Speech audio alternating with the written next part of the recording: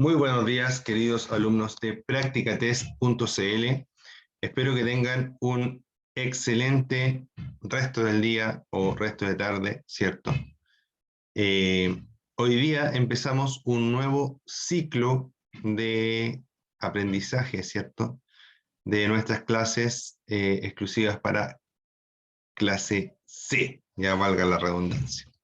Entonces, hoy día vamos a empezar con el tema número 2, ¿cierto? Que trata acerca de funcionamiento de la motocicleta, ¿ya?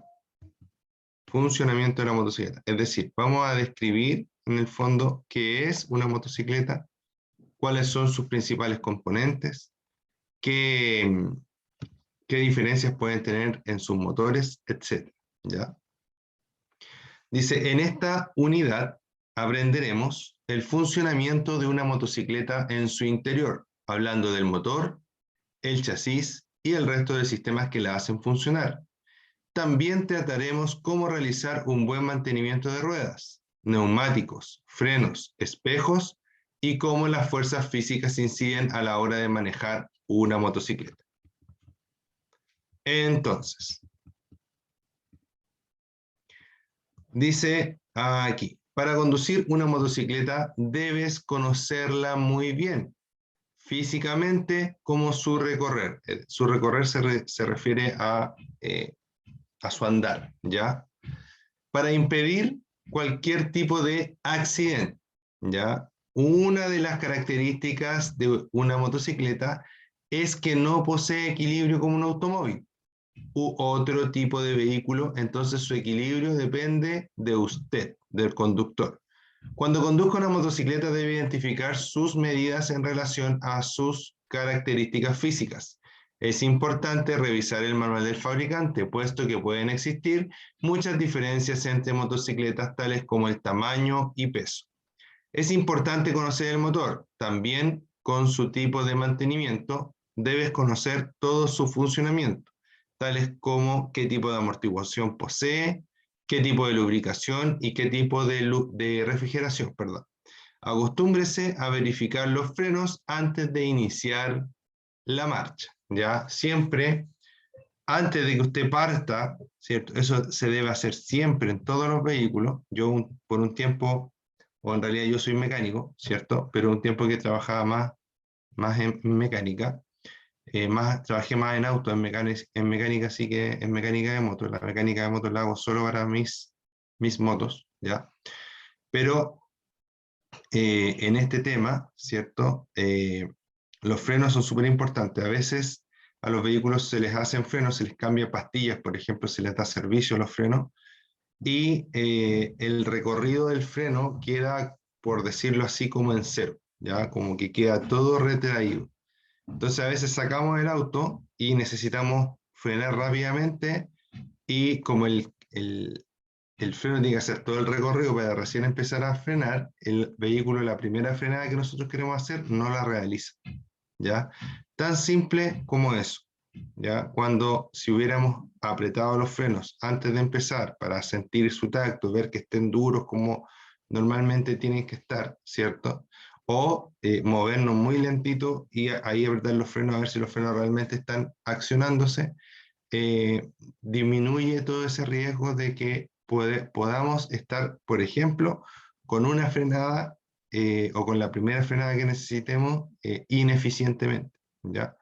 Entonces, si ustedes se fijan acá, aparte de este tema de cuando se le hace mantenimiento a un vehículo, que puede ser un auto, una moto, cualquier tipo de vehículo, también vamos a tener el tema, ¿cierto?, de que podemos tener algún tipo de desperfecto.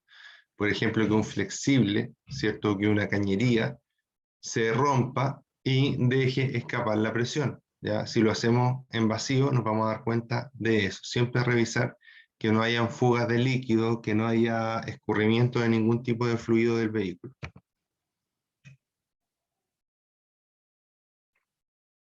Emanuel, ahora te digo la imagen ahora o no.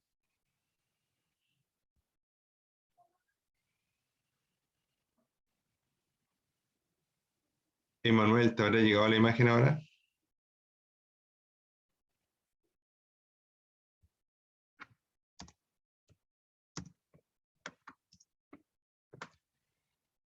Ok, gracias, Emanuel.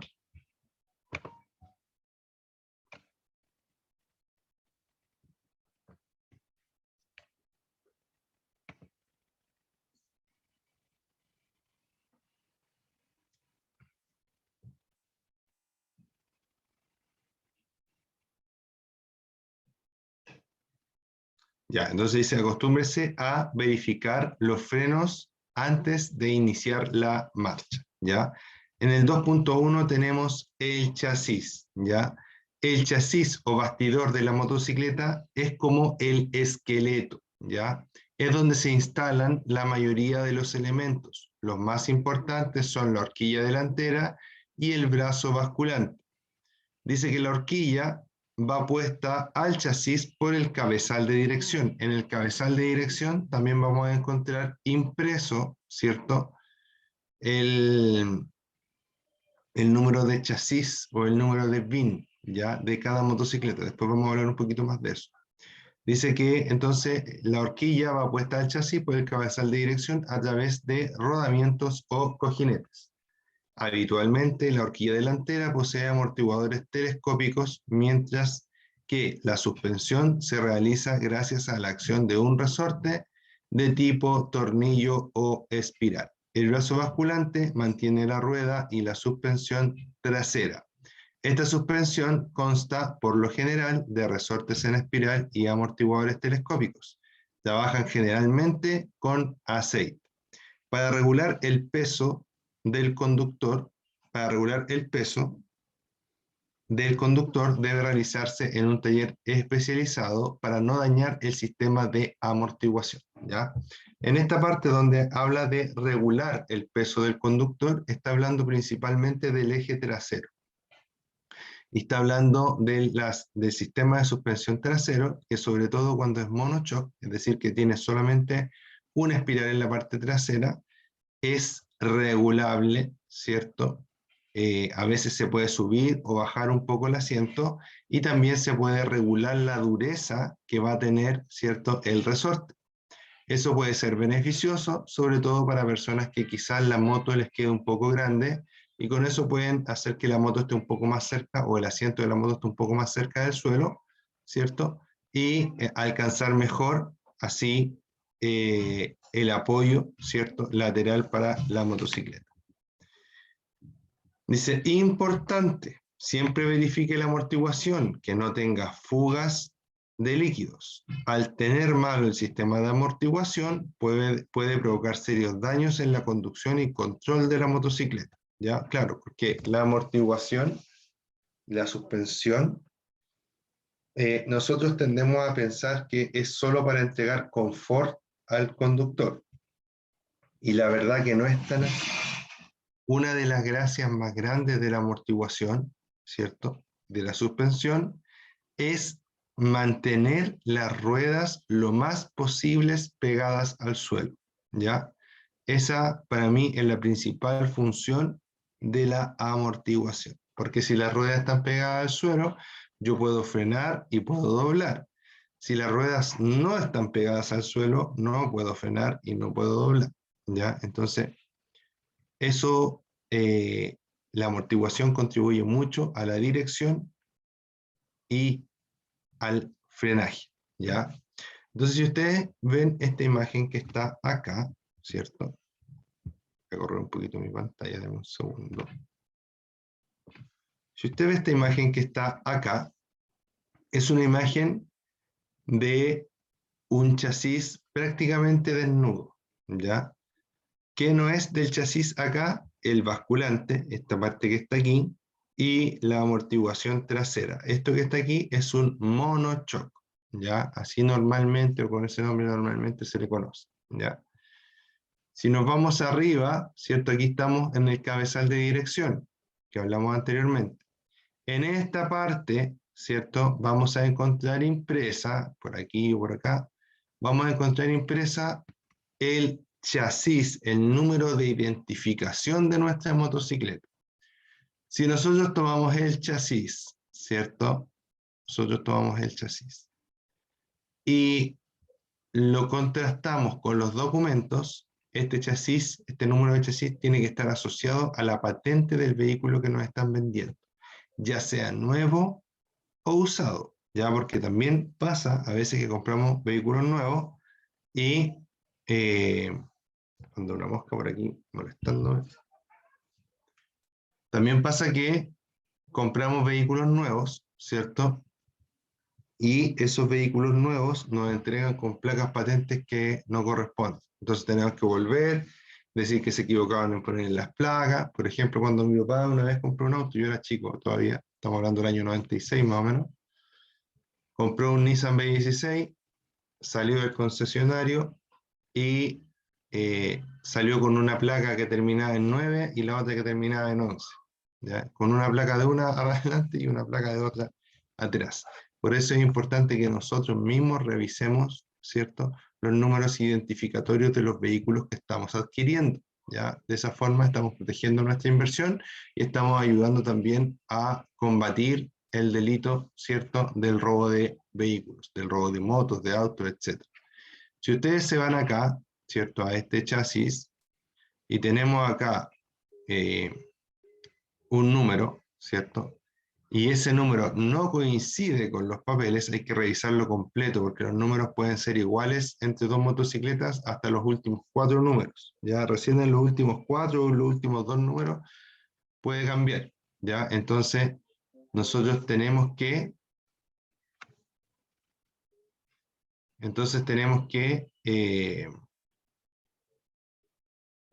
preocuparnos de ese factor, ¿ya? Factor es un factor legal, ¿ya? Si usted compra una motocicleta, por ejemplo, para cerro, ¿cierto? Oye, qué terrible, anda una mosca acá que me está, pero molestando todo el rato. Si usted, por ejemplo, compra una motocicleta para cerro, ya les dicen muchas veces, no, la moto está solo para cerro porque no tiene documentación. Ya, eso puede pasar, porque a veces las motocicletas deportivas, que son deportivas, que nunca han sido de calle, se compran con factura, después la factura se pierde y la moto queda como una especie de juguete, ¿ya?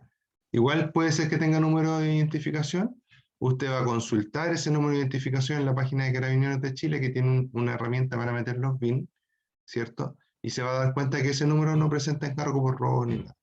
Pero si usted va a comprar una moto y sácase ese número de chasis, ¿cierto? Lo mete en la página de Carabineros, ahí usted se va a dar cuenta al tiro si esa motocicleta tiene algún problema de robo, por lo menos, con ese chasis, ya con ese número de chasis. Así que, ojo con ello, ya están advertidos, cuídense, cuiden su inversión y también ayuden, ¿cierto?, a minimizar el tema de los robos de los vehículos y todo eso. Ahora, recuerden que los números que vienen impresos en la moto normalmente van a ser impresos por una máquina, ya con una especie de láser.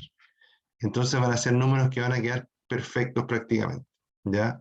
Si usted ve que un número está corrido, que un número, una letra está más arriba o más abajo, o que es otro tipo de letra, ¿cierto? O otro tipo de número con respecto a la mayoría de los números que tiene, también puede estar en posición, ¿cierto?, de un vehículo que haya sido adulterado en su chasis, ¿ya? Y le estén vendiendo un vehículo robado, pero con los números de chasis cambiados. Y si usted lo pilla a Carabineros, a usted le van a quitar esa moto y usted va a perder su inversión, ¿ya?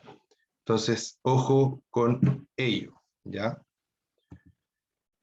Entonces, en este chasis vamos a encontrar que se va a montar, por ejemplo, aquí arriba normalmente el estanque de combustible, aquí la dirección, ¿cierto? Y suspensión delantera, y la rueda obviamente más abajo.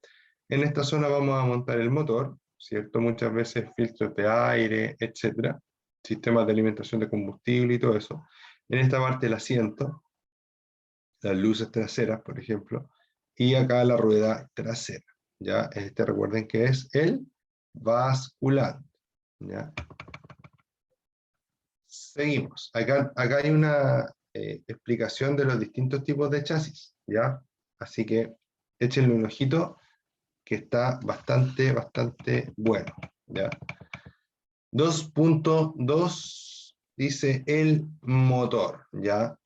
Dice que, como en los automóviles, también es el corazón de la motocicleta.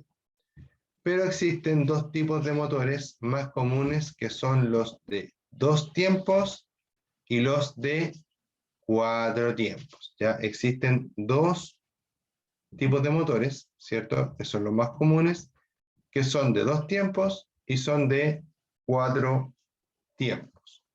Entonces, como hay de 2 tiempos y hay de 4 tiempos, yo le voy a explicar la diferencia entre los de 2 tiempos y los de 4 tiempos. Voy a partir diciendo que los motores de 2 tiempos prácticamente no se utilizan ya para la vía pública.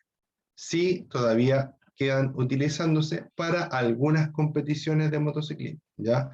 Como por ejemplo las motos freestyle, que son estas motos que saltan y hacen acrobacia en el aire, y además de eso, las motos de trial, ¿ya? Ahí normalmente podríamos, las de trial son las que ponen obstáculos y los van superando uno a uno, que es bastante, que no es digamos que la moto vaya rápido, sino que va lento, pero va subiendo obstáculos, ¿ya?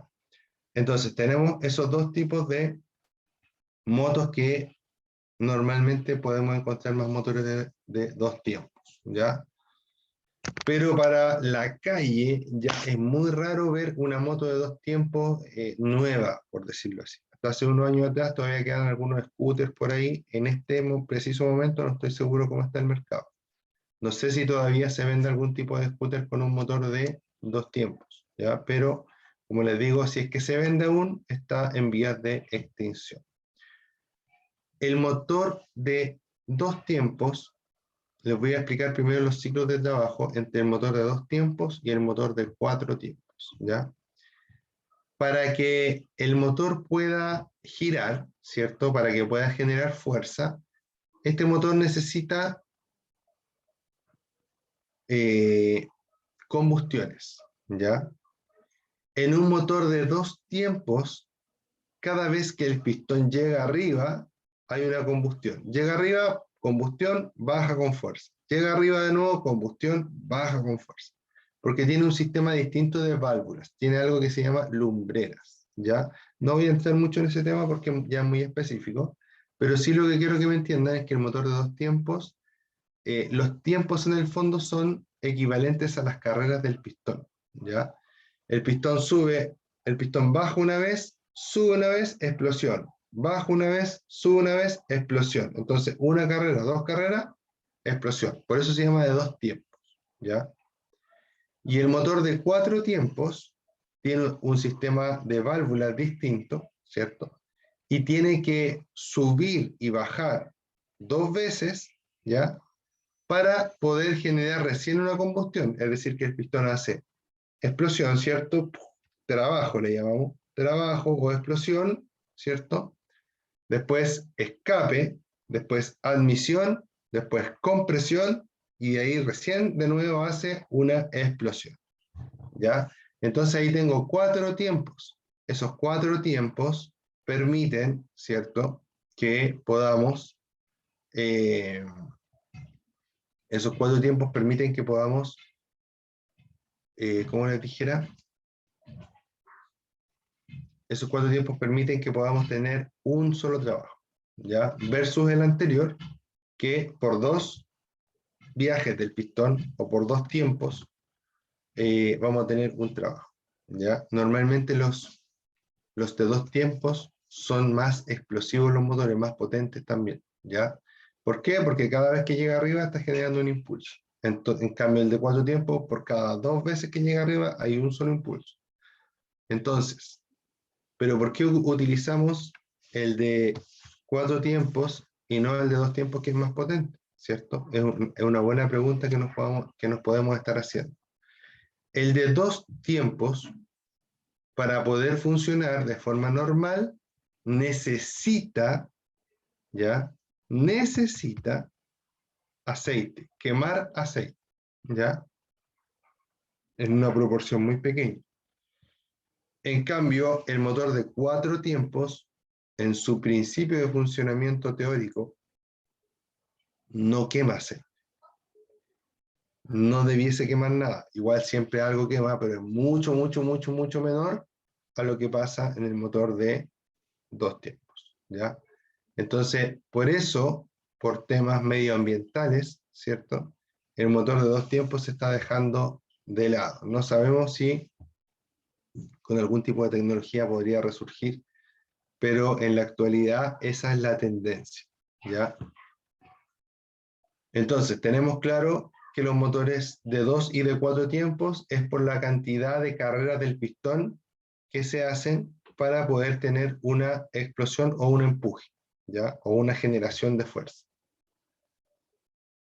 Además, tenemos claro que los motores de 2 tiempos no usan aceite, digamos, aparte del combustible, sino que el aceite va mezclado con el combustible, y en el de 4 tiempos voy a tener el combustible en un estanque y el aceite en otro estanque, y el aceite solo se va a utilizar para lubricar y no se va a quemar. Ya se va a evitar al máximo posible que el aceite entre a la cámara de combustión.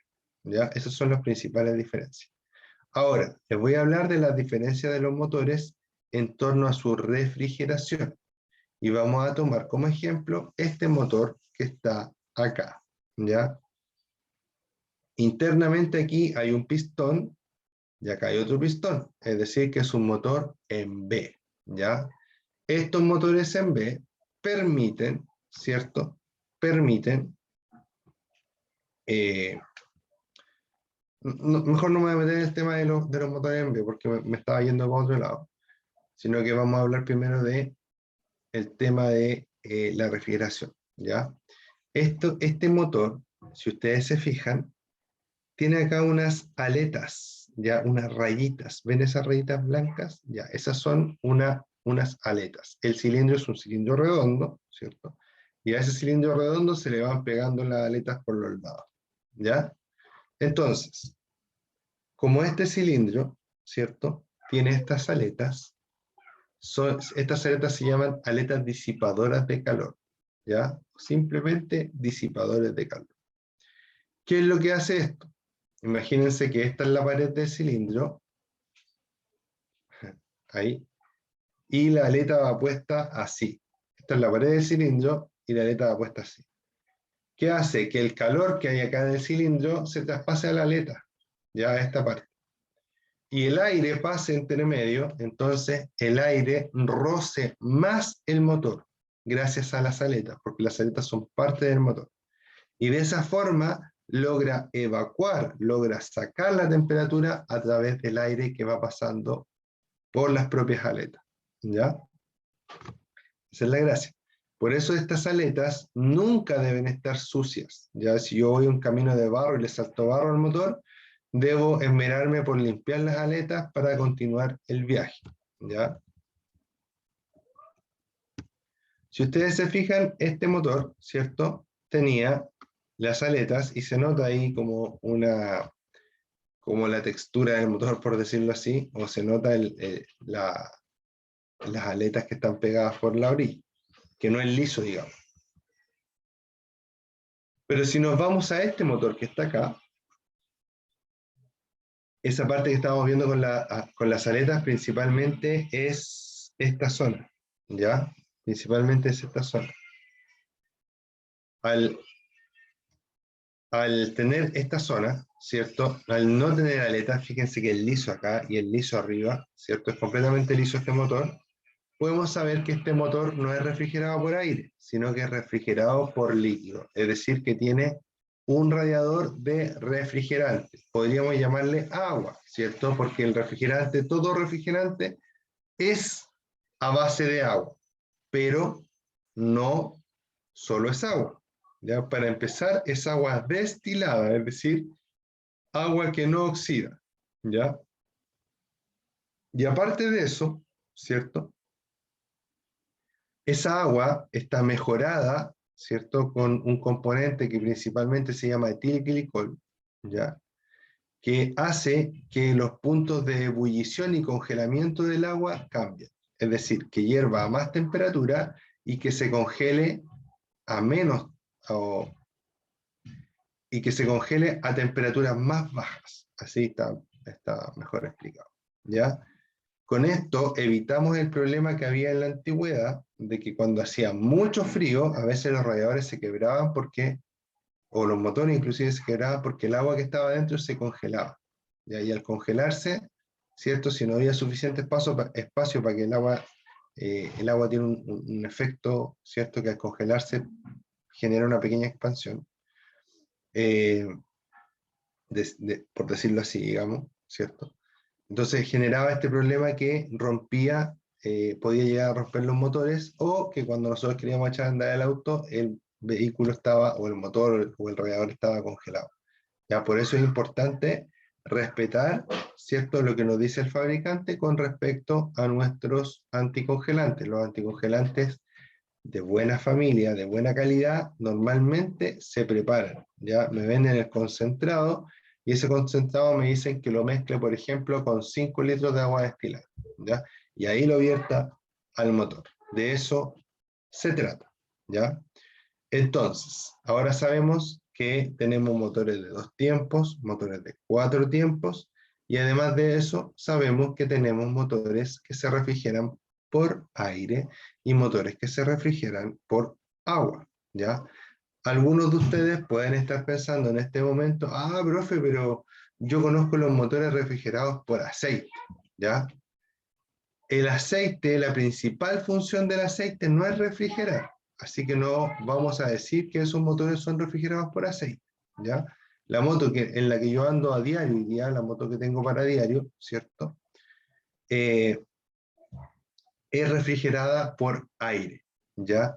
Pero además de ser refrigerada por aire, tiene un radiador de aceite que hace que el aceite trabaje más frío, y que por ende también, por defecto, digamos, por añadidura, también refrigera, ¿ya? El aceite, todos los aceites en todas las motos van a producir refrigeración, es verdad, pero no es su principal función. Por ende, no vamos a decir que la moto es refrigerada por aceite. Vamos a decir que la moto es refrigerada por líquido o es refrigerada por aire. Refrigeración líquida o por aire. Esas son las dos categorías. Las que son por aire a veces pueden tener un radiador de aceite que contribuye al mejor funcionamiento de la motocicleta, pero no significa, ¿cierto? No significa que la moto sea refrigerada por aceite, porque la principal función del aceite es lubricar, y porque en cualquier moto, aunque no tenga radiador de aceite, ¿cierto?, el aceite igual está ayudando a refrigerar, porque toma temperatura del motor, la lleva al cárter, el cárter está caliente y también está cediendo temperatura al resto, ¿cierto?, del aire, ¿ya?, que está pasando cerca de él, ¿ya? Ahora vamos a hablar un poco del sistema de lubricación, ¿ya? Les voy a contar algo para que ustedes entiendan que es necesario que su vehículo, ¿cierto?, para que ustedes comprendan que es necesario que su vehículo use un buen aceite, ¿ya? Para que ustedes entiendan que es necesario que su vehículo use un buen aceite. ¿Por qué necesitamos eso?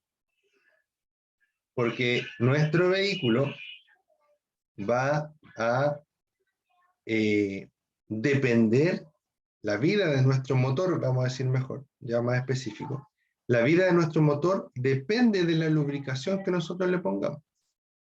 Si nosotros ponemos un aceite de 15.000 pesos, ¿cierto? Ese del bidón amarillo, ¿ya?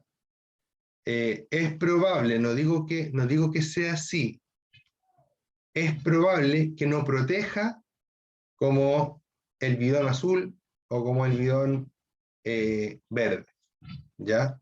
Esto es una apreciación, ¿no? ¿Ya? Hay de todos los colores normalmente en varias marcas, ¿ya? Pero si yo compro un aceite barato, quiero decir, es probable que no proteja lo mismo que un aceite más caro, ¿ya?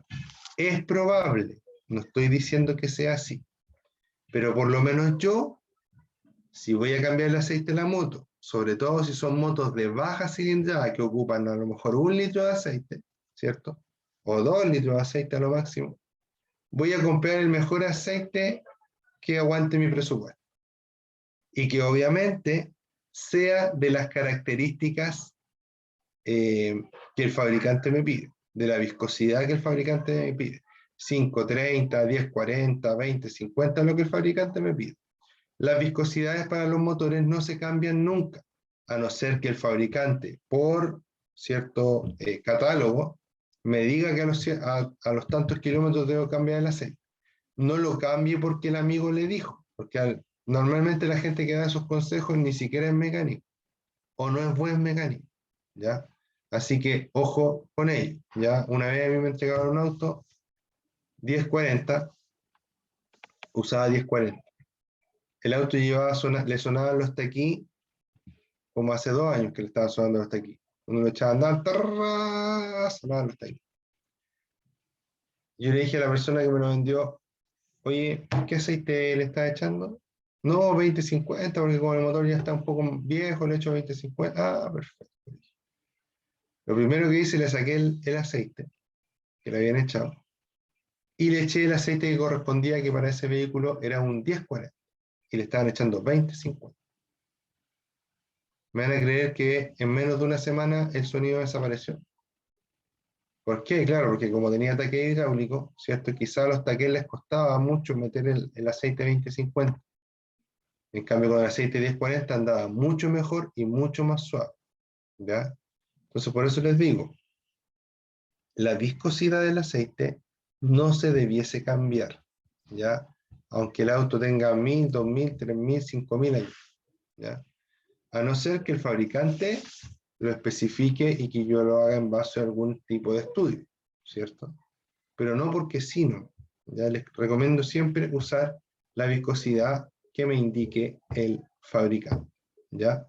Inclusive hay algunos motores que uno puede ver la temperatura relativamente a la cual están, ¿cierto? En verano, en invierno, y con eso variar un poco la viscosidad del aceite, pero con el respaldo, como les digo, del fabricante o de información técnica, ¿ya? Entonces vamos a hablar, una vez dicho eso, ¿cierto? Que ojalá usemos aceite de buena calidad para que alarguemos la vida de nuestro motor. Vamos a decir por qué es tan importante el aceite. Les voy a mostrar un poco con mis manos, ¿cierto? Vamos a imaginar que mi brazo es un eje, ya que está girando, ¿cierto? Y ese eje es tomado, ¿cierto? Por una biela, como en el caso del cigüeñal. Tengo el brazo ahí y la biela lo toma así, ¿ya?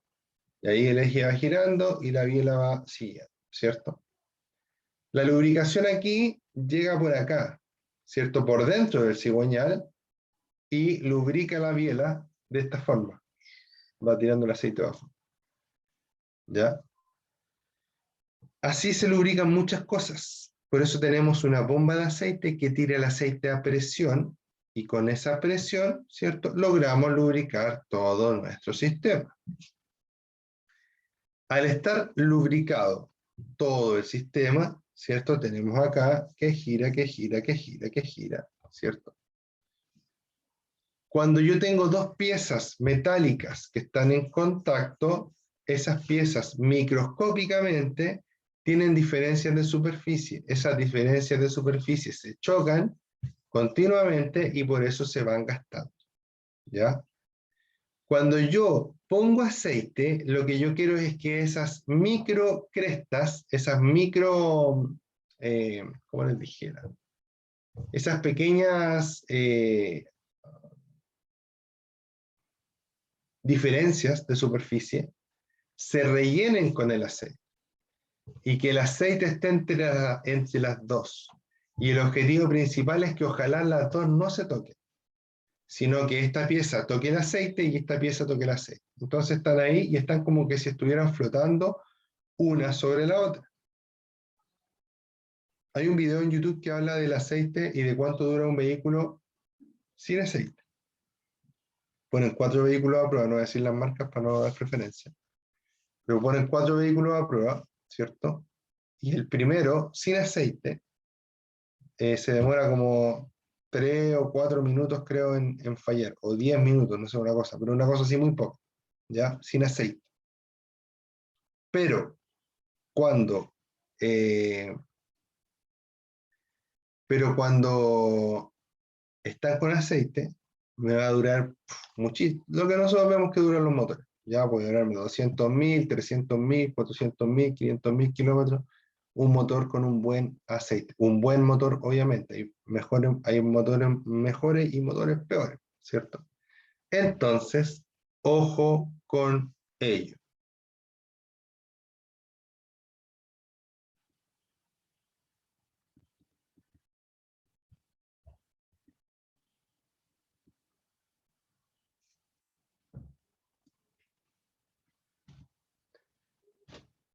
Dice 2.3, el sistema de lubricación. En los motores de 4 tiempos tiene un sistema de lubricación independiente.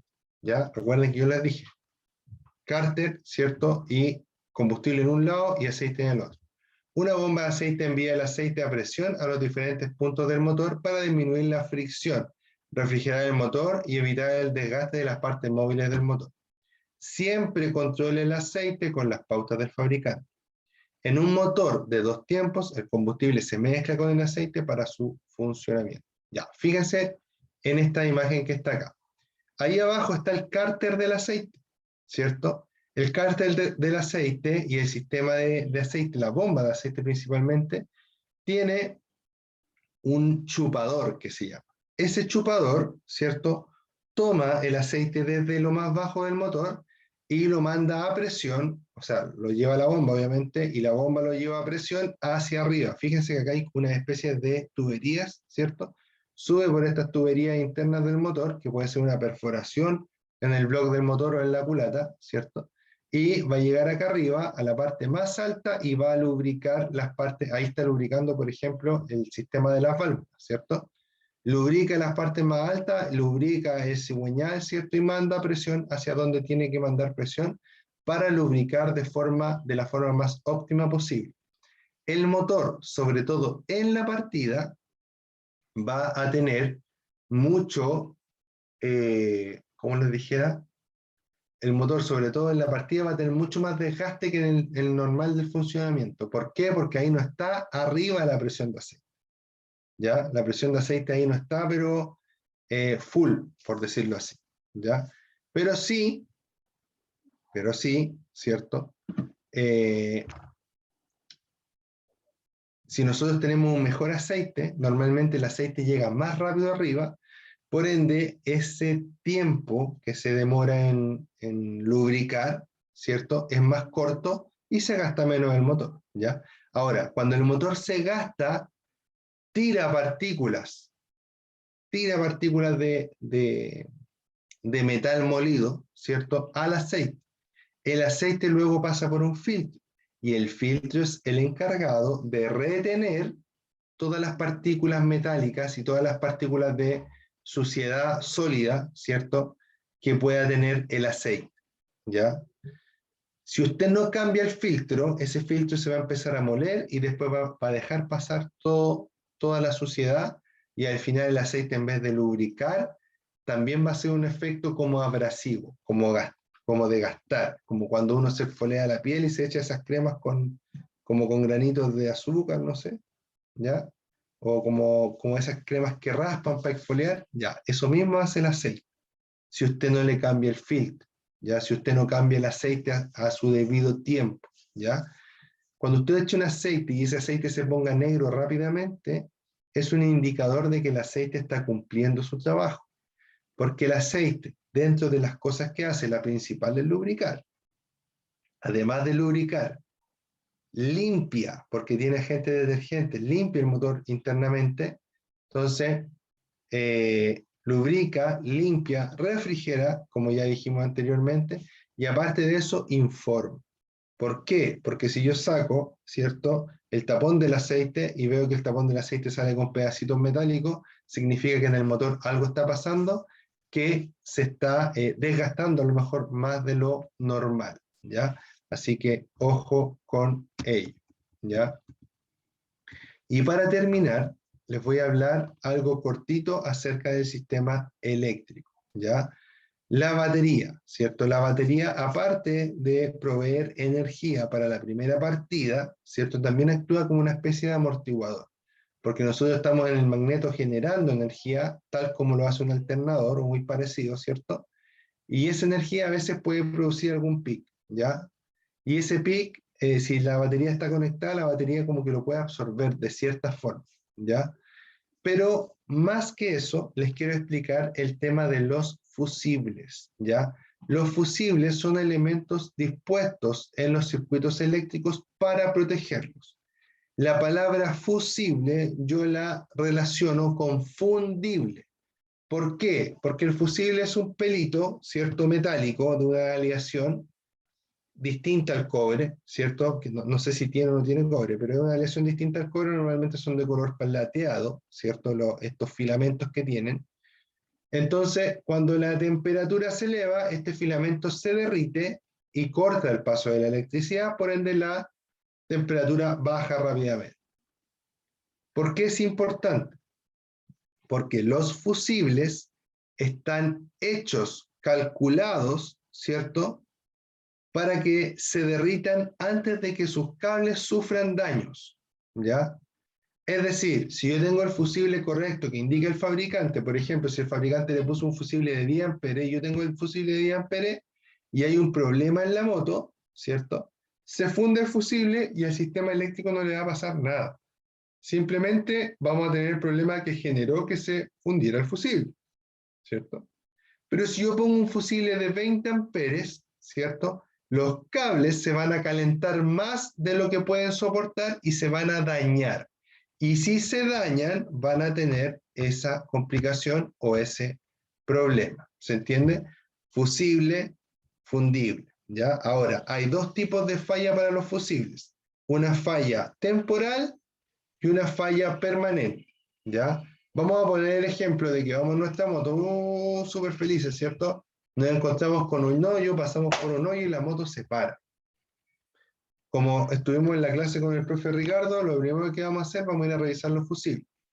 Y vemos que uno de los fusibles, ¿cierto?, estuvo, o se cortó uno de los fusibles de la caja de fusibles de la moto. Como nosotros vamos a hacer previsorios, ¿cierto? Y vamos a andar con fusibles de todas las medidas que tiene nuestra moto para caso de emergencia, ¿cierto? Vamos a ir y vamos a poner otro fusible rojo, se quemó uno rojo, ponemos uno rojo, ¿cierto? De 10 amperes. Y echamos a andar la moto parte normalmente y no hay problema más, seguimos y nunca más falló la moto. ¿Por qué? Porque esa fue una falla temporal, es decir, pasamos por el hoyo, habían dos cables que no se tenían que tocar, pero al pasar por el hoyo, como tuvimos un movimiento violento, ¿cierto? Hicieron esto, se tocaron, quemaron el fusible y se soltaron, ¿ya? Falla temporal. Reemplazamos el fusible y es probable que no nos falle nunca más. Falla 2, falla permanente. Mismo caso, ¿cierto? Ya se nos quemó el fusible, se nos paró la moto, vamos a poner el fusible y al momento de ponerlo, ¡tac!, se quema el fusible. ¿Ya? ¿Qué pasó ahí? Lo que pasó es que los cables se juntaron, pero en vez de juntarse y soltarse, quedaron juntos, ¿ya? Entonces la falla se está dando cada vez que pongo el fusible, porque al poner el fusible restablezco la circulación de corriente. Y el fusible, obviamente, se vuelve a cortar porque yo volví a poner un fusible de 10 amperes. ¿Qué hace el mecánico chanta? Pone un fusible más grande o le pone unos pelos de cobre para que aguante más y no se corte. Eso es extremadamente malo. ¿Por qué? Porque cuando yo hago eso, estoy condenando todo el sistema eléctrico a fallar catastróficamente en el futuro. ¿Qué es lo que yo debería hacer? Buscar, en ese caso que yo ponga el fusible rojo y se vuelva a quemar, buscar la falla. ¿Dónde puede ser que esté fallando? Muchas veces ponemos el fusible rojo, se quema, pero sentimos un chispazo en algún otro lado. Y ahí es donde está el problema. Otra forma que tienen de verlo, de forma más o menos rápida, ¿cierto? O que les puede servir, es que si es de noche, por ejemplo, meten la moto en una parte oscura y con la luz apagada, ¿cierto?, meten el fusible y vean si en algún lado se ilumina. Si se ilumina o sale un chispazo en algún lado distinto al fusible, se van a dar cuenta que quizás en esa zona o en qué zona hay que buscar dos cables que se están juntando, ¿cierto?, y que están haciendo que la moto queme el fusible. Pero siempre deben arreglar la moto, para eso es el fusible, para que el arreglo no les salga mucho más caro ni sea una falla catastrófica en el futuro, ¿ya? Espero que les haya gustado la clase del día de hoy. Les mando un gran abrazo. Mi nombre es Ricardo Cornejos y nos estamos viendo en las clases de esta semana. Ya les comento que las clases de mañana y del viernes van a ser grabadas. Ya la próxima semana vuelvo en vivo. Yo el día de mañana les comento que me caso.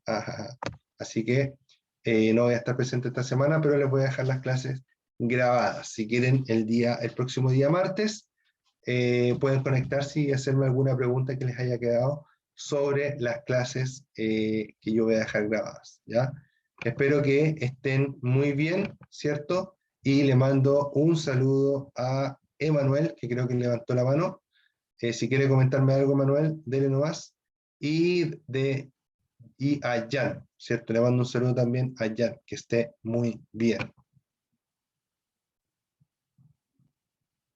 Perfecto, Emanuel, gracias. Disculpa si no te vi la mano antes, la verdad que no me di cuenta que habías levantado la mano antes. ¿Ya? Un abrazo, Emanuel, un abrazo, Jan, que estén muy bien y espero nos veamos pronto. Si me ven por la calle por ahí, salúdenme y conversamos un ratito de modos. ¿Ya? Nos vemos, cuídense. Chao, chao.